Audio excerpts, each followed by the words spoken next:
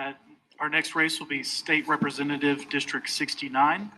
Our candidates for that race is State Representative David Ray and Kwami Abdul-Bey.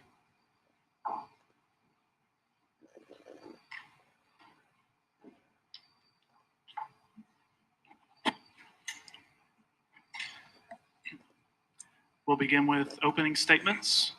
You'll have 1 minute to make an opening statement. Mr. Abdul-Bey, we'll begin with you. Oh, okay. Thank you. Good evening, everyone. I am an Arkansas native, grew up in Little Rock off of 12th Street. Son, I'm a husband, father, veteran. I was actually, for some time, a homeless veteran, small business owner, nonprofit leader, self-published author. I've worked as an advanced DMT with SWAT training, a former volunteer firefighter. So I have within my blood service, public service, and I am running for this office to extend that public service to the constituents of House District 69 because they have not been getting the service that they need over the last 4 years from what they've told me, and I want to.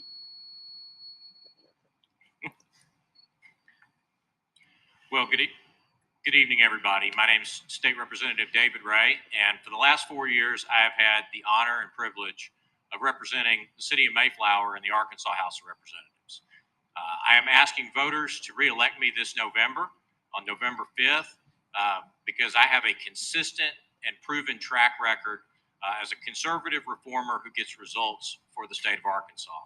In my 4 years in the legislature, I've been the lead House author 25 different pieces of legislation that have been signed into law by our governors. I've voted consistently to lower your income taxes, lower your property taxes, lower the used car sales tax. I've passed legislation to help small businesses, improve education by raising teacher pay and empowering parents, and make our communities safer by reforming our broken parole system. And I look forward to discussing all the many issues here with you tonight. Thank you. Mr. Ray, we'll begin with you.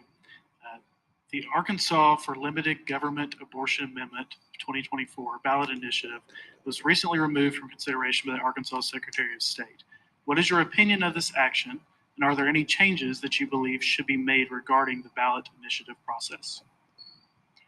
Well, that amendment, that proposed amendment did not make the ballot because they failed to follow all of the requisite laws pertaining to their paid canvassers. So that was not an amendment that I was supportive of. I am proudly pro-life. I've been endorsed in this race by Arkansas Right to Life. And our state has, for the last several years, earned the distinction of being the most pro-life state in America. It is important that we value human life in Arkansas. You know, we actually have laws, federal laws on the books protecting endangered species like the black-footed ferret.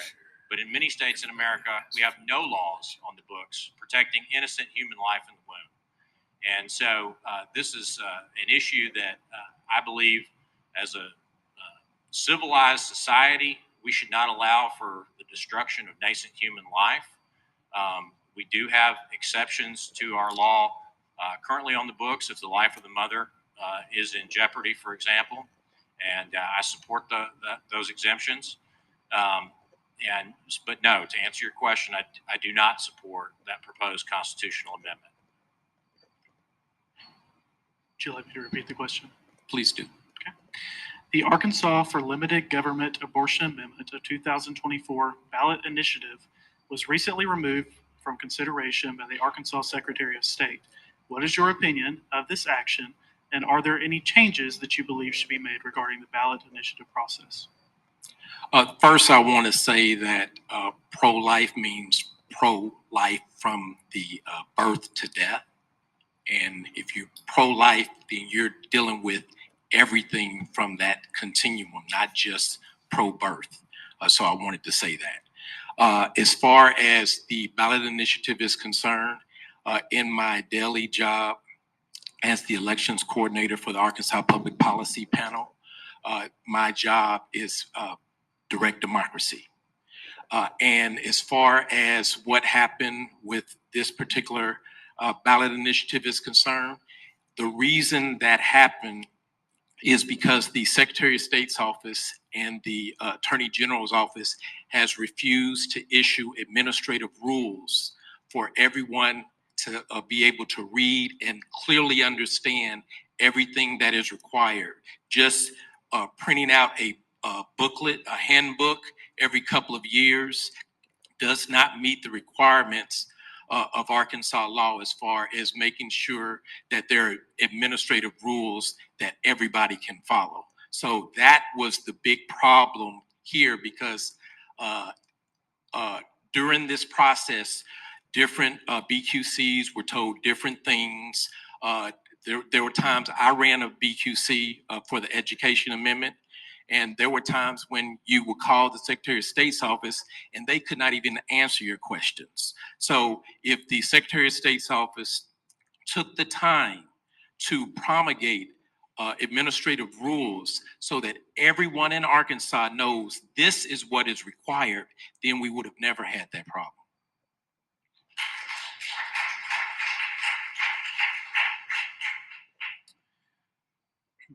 What is your view of the role of Arkansas Medicaid? As a legislator, are there any actions that you would take to expand or restrict the current program? Doug did a very good job explaining Medicaid, so I'm going to second his motion as far as Medicaid is concerned. But the job of government, there's 4 core jobs: public health, public welfare, public education, and public safety. And these 4 things are a puzzle that one piece cannot be taken and separated from the rest. They all work together. In order for our citizens here in the state of Arkansas to be able to enjoy life, liberty, and the pursuit of happiness, they have to have well-funded and equitable health care, well-funded and equitable education, well-funded and equitable welfare, and also once all of that is done, then you have the type of public safety that you actually need. So yes, we want to make sure that all of our citizens have the basics that they need. And healthcare, I believe, is a human right. And we all deserve to live well lives, and we can't do that if we are not healthy.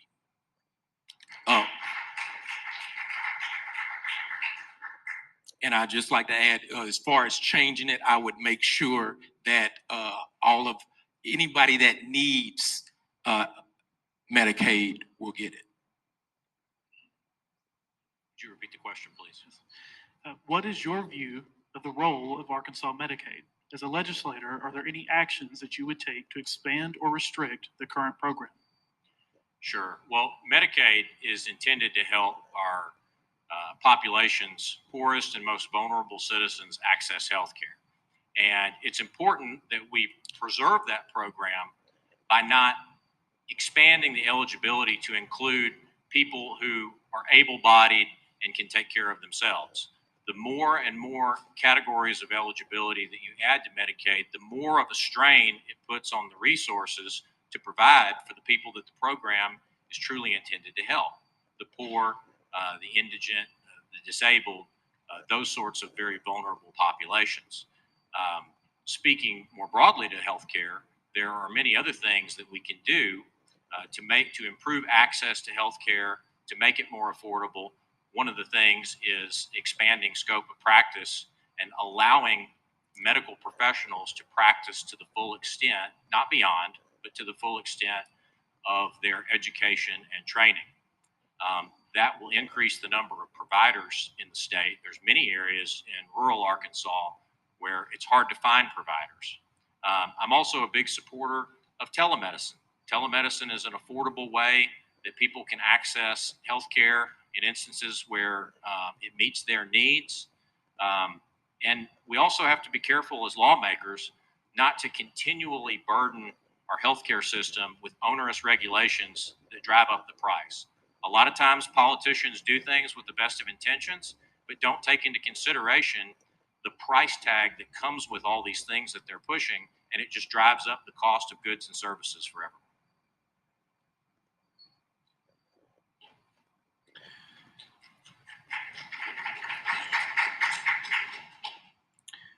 What is your perspective regarding the role and purpose of state agencies? Are there any new agencies that you would like to see created or existing agencies that you would like to see undergo reform? Can you repeat the question, please? What is your perspective regarding the role and purpose of state agencies? Are there any new agencies that you would like to see created or existing agencies that you would like to see undergo reform? Sure. Well, I think on a fundamental level, the role of government is to preserve the rights of citizens and to administer what I would consider the core functions of government, right? We all want good roads to drive on. We all want safe communities to live in, things of that nature. As far as, I would not propose adding any new state agencies. If anything, I think we could stand for more consolidation of state agencies. The reality is, even though we've enacted significant tax reform in recent years, our state government still taxes too much and spends too much. And there is, I can promise you, if you've ever sat in an audit committee meeting, you will know there is waste in every state agency. And so we have to go do the hard work of going through state agency budgets one by one and really finding ways to save money and be a good steward of taxpayer money so that we can return some of those savings to taxpayers in the form of lower taxes. And when you do that, you also find that you can improve government services in the process. So whether it's just simple things like real estate, whether it's vehicle fleet management, all sorts of places in state government, we could reform the way we're doing business so that we can save money, return it to taxpayers, and run really a leaner, more efficient state government. First and foremost, I want to reject the notion that citizens are customers of the government. And that's one thing that my opponent says regularly, that citizens are customers of the government. No, citizens are in charge of the government, and the government gets its power from the citizens. As far as the administrative state is concerned, I attended Liberty University School of Law, and I've learned very well how the administrative state is supposed to work.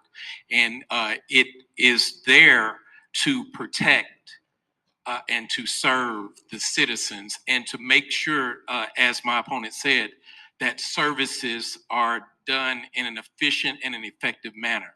So as far as how it currently exists, I believe that it's fine. I know we just went through the transformation with Governor Hutchinson, where there was already consolidation and everything. What we just need is the governor and the legislature to allow the administrative state to do their job. That's what we need. I'm very surprised that my opponent is talking favorably for the administrative state, because he is the Arkansas director of Project 2025 through his affiliation with ALEC, and their goal is to do away with the administrative state.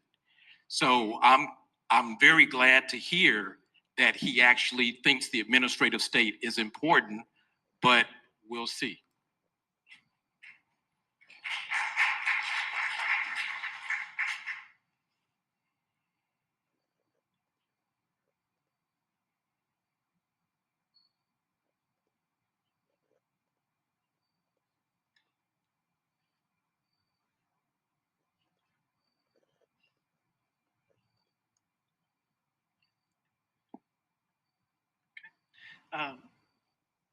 The fourth and last question, this is again a question sourced from the crowd. There is a crime problem in Arkansas, specifically Central Arkansas. What are your plans to combat crime through criminal justice reform? Who goes first? That's what I was just referring to John with. I got a little off track. Did we start with you last time, or did we start with? No, We you would started with him, so I guess it's my turn. Okay. Sorry, All right. I do apologize. Please read the question again. There is a crime problem in Arkansas, specifically Central Arkansas. What are your plans to combat crime through criminal justice reform? As I stated before,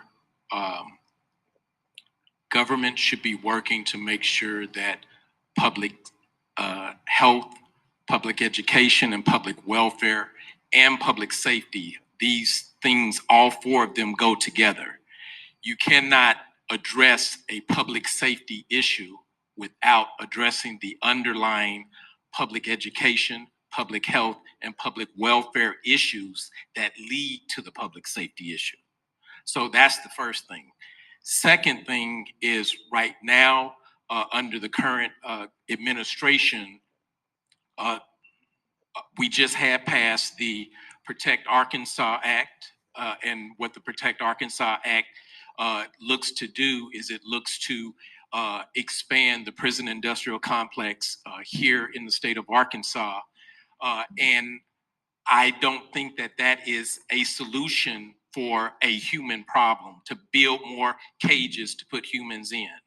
So we need to make sure that we are first and foremost looking at the people that we have in jail. Arkansas right now, in the 75 jails that we have in the state, about 46% of the people in jail right now are in jail because they cannot afford bail. So we need to deal with that problem. People that are losing their livelihood because they cannot afford bail.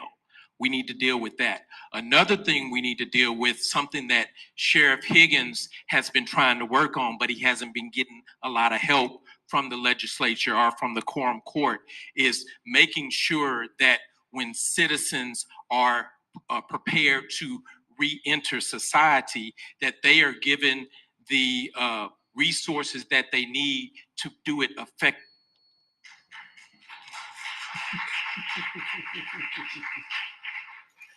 Darn. The reality is we do have a crime crisis in Arkansas. We have a crime crisis specifically in Central Arkansas. And I was very proud to be a co-sponsor of the Protect Act last session to end the revolving door of criminal justice.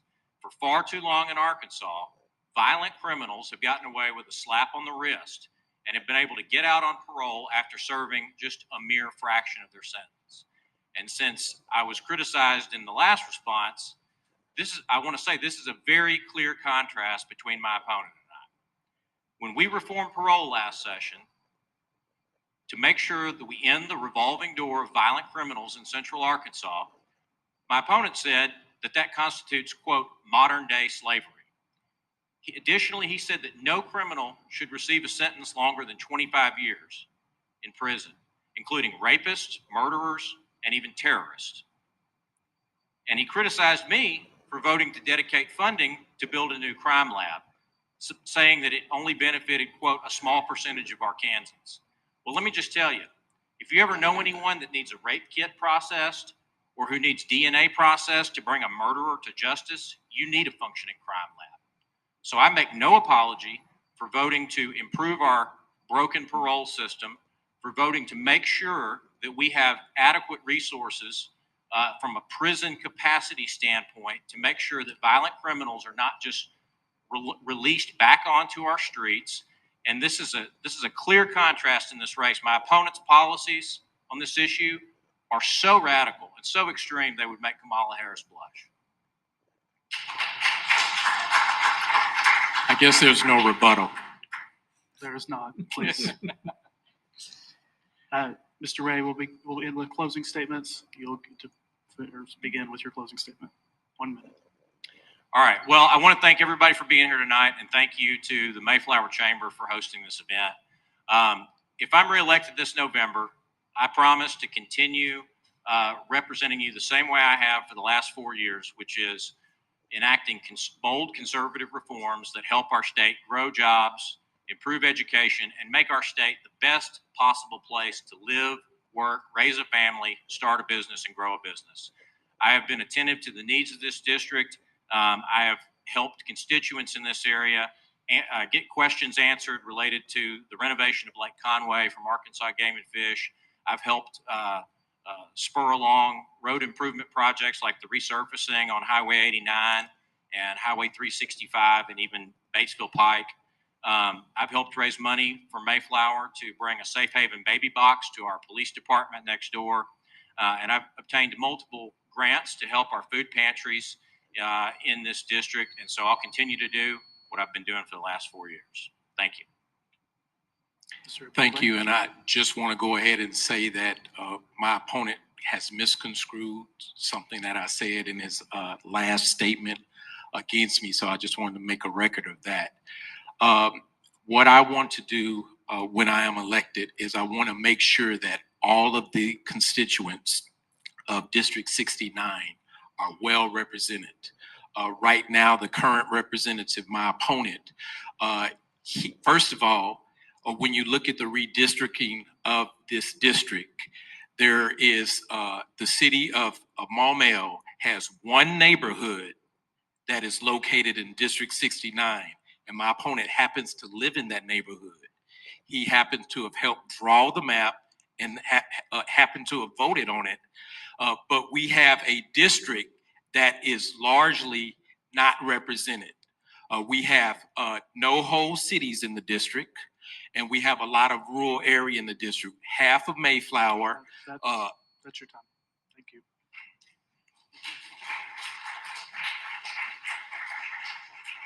Appreciate both of you. Thank you. Our last